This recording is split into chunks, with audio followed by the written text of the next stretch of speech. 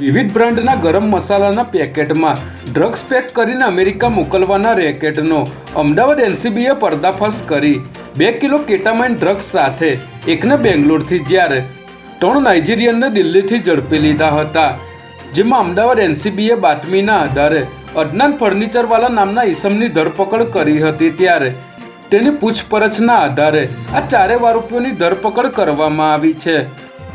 આરોપીઓ વિવિધ બ્રાન્ડના ગરમ મસાલાના પેકેટનો ઉપયોગ કરી તેમાં ડ્રગ્સ પેક કરીને યુએસ કુરિયરમાં મોકલતા હોવાનું સામે આવ્યું છે. ગુજરાતમાં ક્ષત્રિય આંદોલન શાંત પડ્યા બાદ ફરી એકવાર ક્ષત્રિયો એક મંચ પર આવ્યા હતા. અમદાવાદના કુંજાળમાં ક્ષત્રિય એકતા મહાસંમેલન યોજાયું હતું, જેમાં ક્ષત્રિયની પરિભાષામાં આવતા ગરાસદાર કાઠી, કારડિયા અને ઠાકોર સહિતના ક્ષત્રિયોના આગેવાનોએ હાજરી આપી હતી.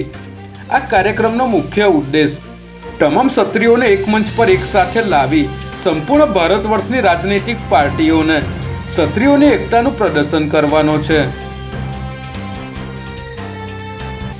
અમદાવાદના નારણપુરા વિસ્તારમાં રહેતા જૈનમ શાહનું નામ મની લોન્ડરિંગના કેસમાં આવ્યું હોવાનું જણાવીને સાયબર ઠગોએ તેને ડિજિટલ એરેસ્ટ કરી 2.92 લાખ પડાવી લીધા હતા.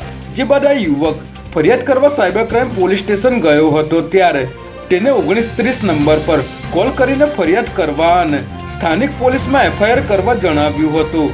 જે બાદ જૈનમ શાહ નારણપુરા પોલીસ સ્ટેશનમાં ફરિયાદ કરવા માટે 3 વાર ગયો હતો, પરંતુ ગૃહ મંત્રાલય ડિજિટલ એરેસ્ટ બાબતે આટલું એલર્ટ હોવા છતાં પણ પોલીસે ફરિયાદ નોંધવાની ચોખ્ખી ના પાડી દીધી હતી.